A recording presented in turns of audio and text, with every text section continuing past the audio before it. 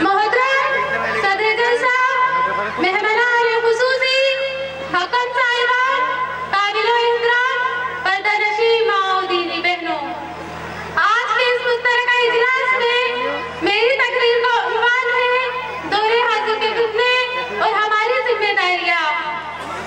जैसा कि दुनिया की जिंदगी में खैर और शर दोनों मौजूद है, तो मेरी दीनी बहनों, सूरतुल अंबिया की आयत से हमें मालूम हुआ कि अहले ईमान से दो चार होना ही होना है, मुख्तलिफ आजमाइशों से गुजरना ही गुजरना है।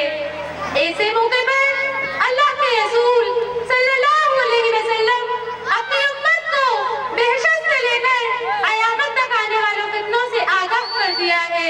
मेरी दीनी बहनों, अल्लाह रब्बुल आलमीन का इरशाद है, इन फितनों में से एक फितना है जो शहवत का फितना है, चाहे औरत की शहवत में हो या औलाद की शहवत में हो या फिर मालो मनात की शहवत में हो। मेरी दीनी बहनों, अल्लाह रब्बुल आलमीन का इरशाद है, इन फितनों में से एक फितना है जो शुबहात का फितना है। शुबहात बात नादान की तरफ से पैदा किए जाते हैं।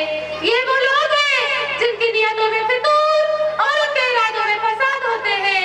ये लोग मसलन हक को छुपाने की कोशिश करते हैं और उसके मुताबिक बेपर्दगी जाहिर करते हैं। मेरी दीनी बहनों, अल्लाह रब्बुल आलमीन का इरशाद है, इन फितनों में से एक फितना है जो बदअमरी का फितना है, जहां ना इज्जत महफूज, ना जाना महफूज, ना मान महफूज है। मेरी दीनी बहनों, अल्लाह रब्बुल आलमीन का इरशाद है, इन फितनों में से एक और फितना है जो मुसलमान की गवारियत और गिरफ्तमंदी का फितना है, जिसके उम्मत ने टुकड़े टुकड़े कर दिए, बुनियादी को खोखला कर दिया। वो उम्मत जिसका रब एक है, जिसका नबी एक है, जिसका फितना एक है, वो उम्मत आज फिरकों में बट चुकी है। इसके अलावा कहीं फितने हैं, कहीं शीरियत के फितने, कहीं शिकीरियत के फितने, तो कहीं पंचायत के फितने। खुदकार हम मुसलमान को एहसास होना चाहिए कि जब कोई फितना आता है तो हमें फर्क नहीं पड़ता।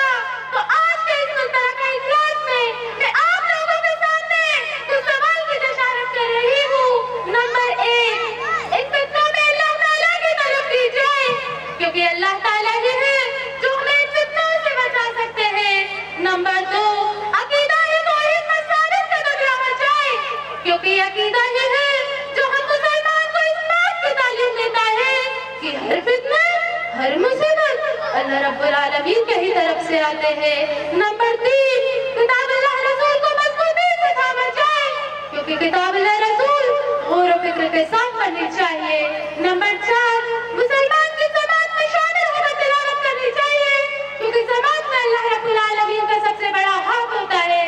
नंबर 5, कसरत से तौबा या इस्तग़फ़ार करें, क्योंकि आखिर में अल्लाह ताला से दुआ है कि ये अल्लाह ताला हमारे सर से फितनों से महफूज रखे और हमें एहतियात और तदाबीर करने की तौफीक अता फरमाए।